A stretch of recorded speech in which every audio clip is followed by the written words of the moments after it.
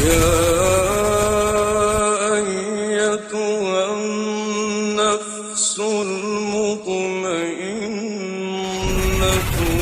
ارجعي إلى ربك راضية مرضية فادخلي في عبادي وادخلي جنتي.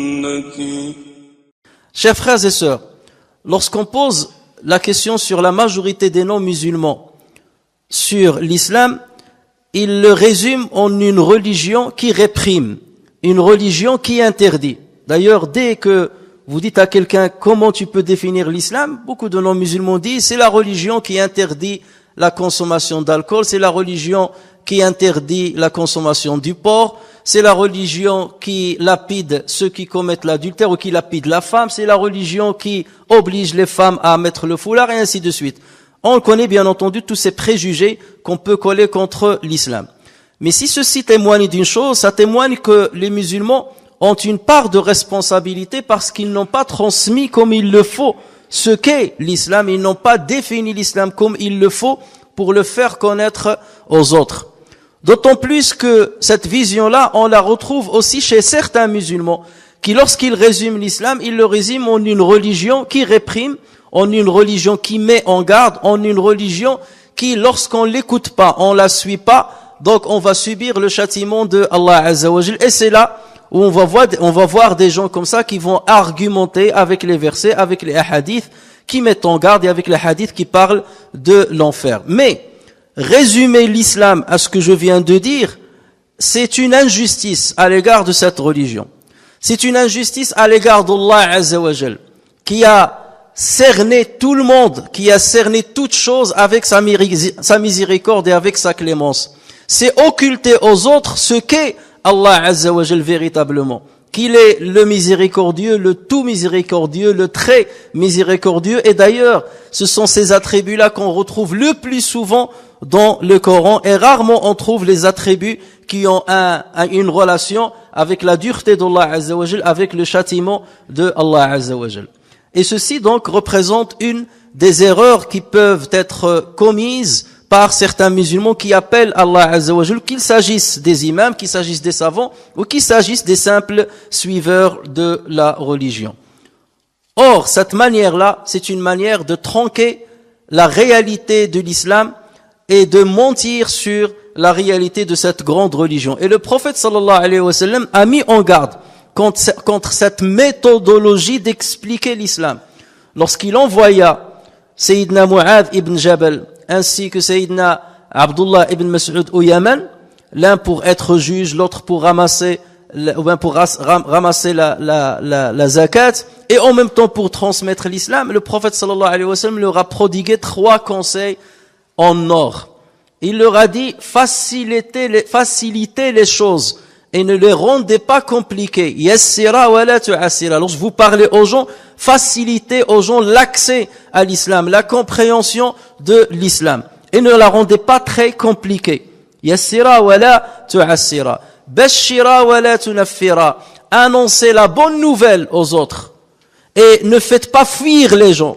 Parce que le fait d'insister que sur le châtiment, sur la punition divine, sur l'enfer, ça risque de faire fuir les gens. Et ça risque de les dissuader d'embrasser et de se rapprocher de cette religion. Et ensuite, il leur a dit, conciliez-vous et ne montrez pas vos divergences devant les autres. Donc voici 3 outils que le prophète sallallahu alayhi wa sallam a montré pour qu'on l'on puisse appeler à la religion de Allah Azza wa Jal avec la meilleure des façons. Et voilà pourquoi nous, en tant que musulmans, nous devons encore plus parler de l'islam de l'amour, de l'islam de la miséricorde, de l'islam de la clémence, parce que même s'agissant de la surface de ce qui est interdit en islam, Allah Azza wa Jal a voulu ramener le bien vers les croyants et éloigner le mal d'eux, le mal d'ici-bas et le mal de l'au-delà.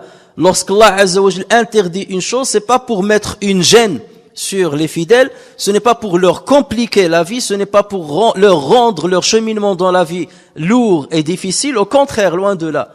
Et lorsque le musulman entre en islam, qu'il comprend ce qu'est l'islam, qu'il est imprégné par les valeurs de l'islam, qu'il comprend l'essence de l'islam, au contraire, les choses qui sont interdites, il va les apprécier. Et il va dire, heureusement que l'islam m'a aidé pour que je commette pas ces choses-là. Heureusement que l'islam m'a aidé à ne pas m'égarer en allant dans ce chemin-là. C'est à Allah qu'appartient le meilleur exemple. Lorsque vous voyez des parents qui vont mettre un ensemble de convenances, une batterie d'interdictions à leurs enfants, c'est pas parce qu'ils les détestent. C'est pas parce qu'ils les détestent, mais c'est parce qu'ils ont assez de recul pour savoir ce qui est le mieux pour leurs enfants et ce qui est le mauvais pour leurs enfants. Mais il faut parfois du temps à ces enfants avant de comprendre que leurs parents, par ces restrictions-là, ils veulent leur bien, et c'est parce qu'ils leur portent un vrai amour qu'ils leur ordonnent certaines choses et qu'ils leur interdisent d'autres choses. Et c'est à Allah Azza wa Jal qu'appartient le meilleur exemple. C'est ainsi et encore mieux qu'il agit avec ceux à qui il s'adresse à travers le Coran et à travers le message de ses prophètes. Chers frères et sœurs, Allah Azza wa Jal parle de lui et se définit dans le Coran de plusieurs manières. Et parfois on occulte certains passages ou certaines définitions qui montrent et mettent en exergue la grandeur de la miséricorde d'Allah Azza wa Jal, et on s'intéresse seulement à certains attributs de son châtiment, de sa dureté. Mais ce châtiment et cette dureté-là, elle n'est prescrite que pour ceux qui la méritent. Et ceux qui la méritent ne sont pas forcément ceux qui ont commis des petits péchés alors qu'ils sont croyants en Allah Azza wa Jal, pas du tout. Parce qu'Allah Azza wa Jal accorde sa miséricorde même pour certains pécheurs dès lors qu'ils ont cru en Allah Azza wa Jal et qu'ils ont accompli le nécessaire et le plus important de la religion. Allah Azza wa Jal dit à ce propos, et ma miséricorde embrasse toute chose. Je la prescrirai à ceux qui me craignent, acquittent la zakat et en foi en mes signes. Ceux qui ont fait ces trois choses, ils croient en moi, ils donnent zakat pour aider les pauvres et ils me craignent. Et lorsqu'on parle de crainte, ce n'est pas une peur comme on peut l'avoir vis-à-vis d'une bête féroce. Non, lorsque là je parle de taqwa, c'est une crainte qui est mélangée avec un amour envers Allah tabaraka wa ta'ala. Allah Azza wa Jal dit aussi à ce propos, dit à qui appartient ce qui est dans les cieux et la terre? Dit à Allah. Tout ce qui est dans les cieux et la terre, ça appartient à Allah Azza wa Jal. Il s'est à lui-même prescrit la miséricorde. Il s'est à lui-même prescrit la miséricorde. Et dans un autre verset, Allah Azza wa Jal dit au prophète sallallahu alayhi wa sallam, et lorsque viennent vers toi ceux qui croient à nos versets, dis que la paix soit sur vous. Votre Seigneur s'est prescrit à lui-même la miséricorde. Et quiconque d'entre vous a fait un mal, il a commis un péché, et quiconque d'entre vous a fait un mal par ignorance, ensuite s'est repenti et s'est réformé, ça veut dire Dieu est alors pardonneur et miséricordieux.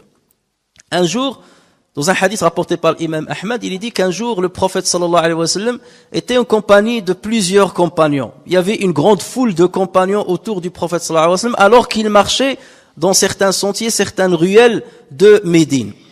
Et dans une de ces ruelles-là, il y avait un enfant qui était en train de jouer. Et il ne voyait pas cette foule qui accompagnait le prophète sallallahu alayhi wa sallam venir. Et sa mère l'a vu de loin. Et il a pris peur pour son enfant. Il se peut que les compagnons qui regardent le prophète, qui marche en grande foule, piétinent mon fils. Donc qu'est-ce qu'elle a fait? Elle s'est hâtée. Elle a commencé à courir en appelant son fils, fiston, fiston. Et ensuite, elle l'a pris et l'a embrassé de ses mains pour le retirer du chemin, du passage du prophète et de ses compagnons. Ayant vu cette scène-là, les compagnons se sont exclamés au prophète sallallahu alayhi wa sallam, une femme comme celle-ci, il est inconcevable qu'elle jette son enfant dans l'enfer, dans le feu. Il est inconcevable qu'une femme comme celle-ci jette son fils dans le feu. Et le prophète sallallahu alayhi wa sallam de répondre, bien entendu, c'est-à-dire c'est pas possible, bien entendu. Et même, il est inconcevable qu'Allah Azza wa Jal jette celui qu'il aime dans l'enfer. Il est inconcevable qu'Allah Azza wa Jal jette celui qu'il aime dans l'enfer. Autrement dit, le prophète sallallahu alayhi wa sallam a voulu mettre l'accent sur la grandeur de la miséricorde d'Allah Azza wa Jal, sur cette grandeur-là, et il voulait la faire comprendre aux compagnons pour leur montrer que lorsqu'on aime Allah Azza wa Jal, lorsqu'on détermine et lorsqu'on est conscient de sa miséricorde, de nous-mêmes, on s'éloigne des interdits. De nous-mêmes, on va accomplir les ordres d'Allah Azza wa Jal et on va le faire avec amour et avec courage et avec concentration et avec dévouement. Et non pas comme si on est comme un esclave qui est en train d'obéir à un maître dur, à un maître qui menace avec la punition si jamais ses ordres ne sont pas exécutés. Chers frères et sœurs, certains musulmans, lorsqu'ils sont pratiquants et lorsqu'ils respectent certains préceptes de l'islam, ils peuvent basculer vers un certain orgueil. Un orgueil qui les pousse quelque part à juger les autres et à faire une comparaison entre leurs bonnes pratiques et la mauvaise pratique des autres musulmans. Et c'est ainsi qu'ils se permettent de classifier les autres dans des classes inférieures. C'est comme s'ils disent « Ada c'est un musulman pécheur, Ada c'est un musulman innovateur, Ada c'est un musulman égaré, Ada c'est un musulman... » Et lui, il se place dans les niveaux les plus hauts parce que forcément, il se voit pratiquant, il se voit loin des péchés qui sont commis par les autres.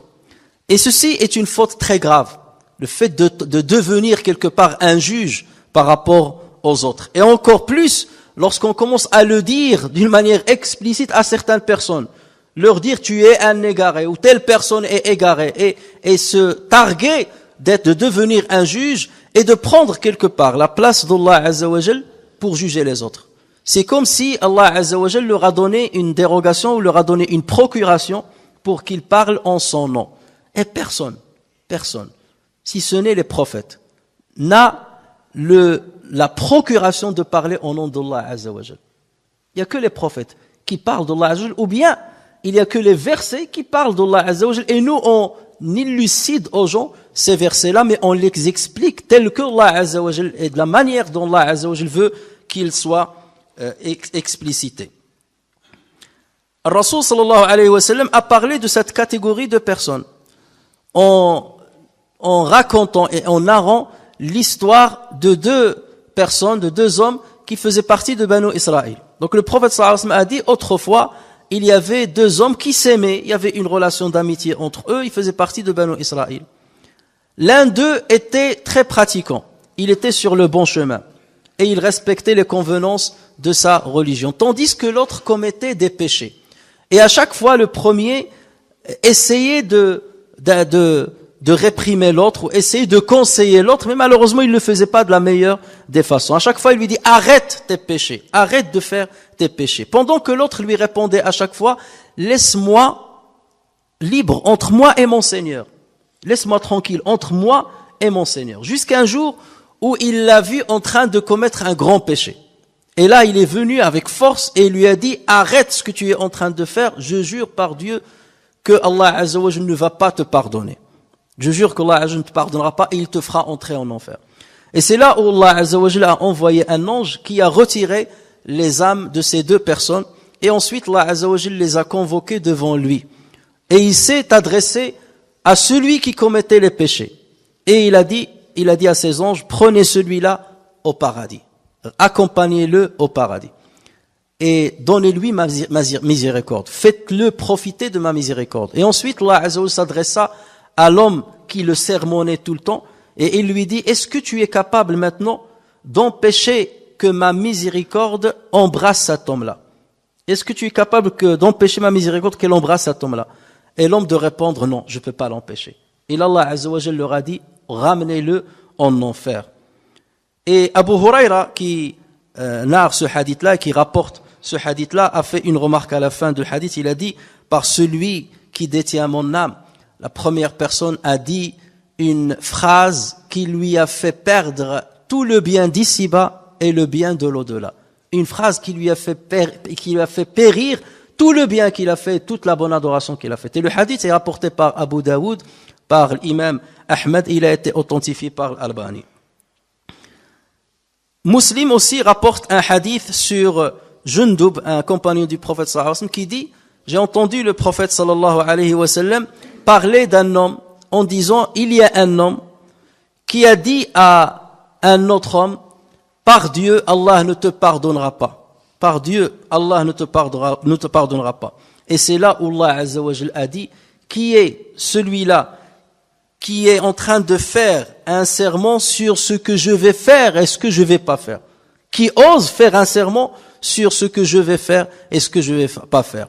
Je pardonne à celui qui a commis le péché. Et quant à celui qui a fait ce serment-là à mon égard, je ne lui pardonne pas et je le châtie. Donc tout ceci, si le prophète sallallahu alayhi wa sallam le dit, c'est pour nous mettre en garde.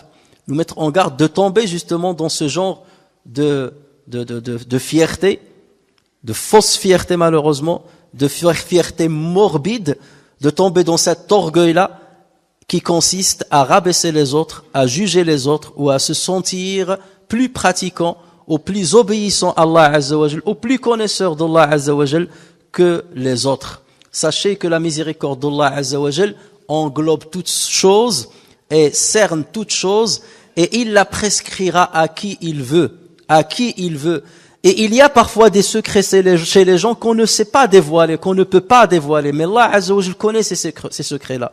Et Allah Azza wa Jal peut pardonner à quelqu'un qui a toute sa vie, péché, parce qu'il avait une vraie foi, Rappelez-vous de cet homme-là qui a commis l'adultère à l'époque du prophète sallallahu alayhi wa sallam et qui a subi le serment et la sentence de l'islam à l'époque. Et à la fin, certains compagnons ont commencé de parler de lui. Ils ont dit, regarde, il a commis le péché et au lieu de le cacher, il l'a dévoilé, regarde maintenant son issue. Et le prophète sallallahu alayhi wa sallam leur a dit, ne calomniez pas votre frère. Vous êtes en train de médire votre frère. Je jure par Dieu qu'il a manifesté un pardon qui, s'il a été distribué à tous les gens de Médine, ça leur aura suffi. Et dans une autre version, il leur a dit, il est en train de nager dans les fleuves du paradis. Ce n'est pas à vous de juger les autres pour les péchés, pour les manquements ou pour l'inconscience dans laquelle parfois ils peuvent tomber. Et voilà pourquoi un savant dit, ma'siyatun awratat dhullan wa inkisara khayrun min ta'atin awratat izzan wa istikbara. Un péché qui a poussé celui qui l'a commis à avoir honte de lui, à ressentir de l'humiliation devant Allah Azza wa Jal, est mieux qu'un bienfait ou une adoration qui a poussé celui qui l'a accompli à être orgueilleux et à sentir de la fierté. Parce qu'Allah Azza wa Jal juge d'abord sur les cœurs et sur l'intention qui accompagne les œuvres. Innamal a'malu binniyat. Chers frères et sœurs, nous devons en tant que musulmans ne penser que du bien de Allah Azza wa Jal. Ne penser que du bien d'Allah Azza wa Jal. Nous devons en tant que musulmans craindre Allah Azza wa Jal. Nous devons en tant que musulmans s'éloigner des péchés autant que l'on peut. Et nous devons accomplir les ordres d'Allah Azza wa Jal autant que l'on peut. Et si jamais on tombe dans l'erreur ou on tombe dans le péché, nous devons rapidement revenir à Allah Azza wa Jal et lui demander pardon. Sachez que personne ne peut être un obstacle entre Dieu et vous. Personne ne peut vous dire si Allah Azza wa Jal vous donnera ou ne vous donnera pas de pardon. Allah Azza wa Jal, dans tous les versets, dans tous les hadiths du prophète sallallahu alayhi wa sallam, est prompt à accepter le repentir de ses serviteurs, est prompt à pardonner les péchés de ses serviteurs dès lors qu'ils reviennent à lui avec sincérité et dès lors qu'ils s'adressent à lui avec amour. L'imam al-Bukhari, rahimahullah, rapporte sur Abdullah ibn Umar radiyallahu anhuma qu'il a dit, j'ai entendu le prophète sallallahu alayhi wa sallam dire, le jour du jugement, Allah Azza wa Jal rapprochera son serviteur de lui, il le rapprocha de lui et il l'enrobera de son ombre et de sa miséricorde. Et il va commencer à lui poser des questions en lui disant, serviteur, tu reconnais tel péché? Tu reconnais ce péché que tu as commis? Et le serviteur, à chaque fois, il reconnaît. Il dit, oui Seigneur, oui Seigneur. Jusqu'au moment où le serviteur va penser que c'est perdu pour lui. Il va dire, tellement Allah Azza wa Jal a dévoilé des péchés que j'ai commis autrefois alors j'étais sur terre, que ça y est, c'est perdu pour moi. Et là, Allah Azza wa Jal va lui dire, j'ai dissimulé ces péchés ici-bas, lorsque tu étais dans l'ici-bas, j'ai dissimulé ces péchés-là et je les dissimule aujourd'hui. Je te les pardonne aujourd'hui. Et ensuite, on va lui donner son livre, le livre où il ne sera inscrit que ses hasanat. Que ses hasanat. Autrement dit, tous les sayyat ont disparu. Ce hadith-là, il est authentique, rapporté par le Bukhari. Et il parle d'un homme qui a beaucoup de péchés, parce que lorsqu'il lui a dévoilé les péchés, il a dit ça y est, c'est fini pour moi. Ça veut dire que les péchés sont très très nombreux, au point qu'il a perdu confiance en la miséricorde de Dieu. Il dit ça y est, c'est fini pour moi. Et là, Allah Azza wa Jalla lui montre que sa miséricorde a dépassé sa colère. Sa miséricorde a dépassé sa colère. Telle est la définition d'Allah Azza wa Jalla, telle est la définition de la miséricorde d'Allah Azza wa Jalla, et nous devons enseigner l'islam de cette manière-là, et nous devons faire aimer Allah Azza wa Jalla aux gens et leur faciliter le chemin du repentir et le chemin du rapprochement de Allah Azza wa Jalla.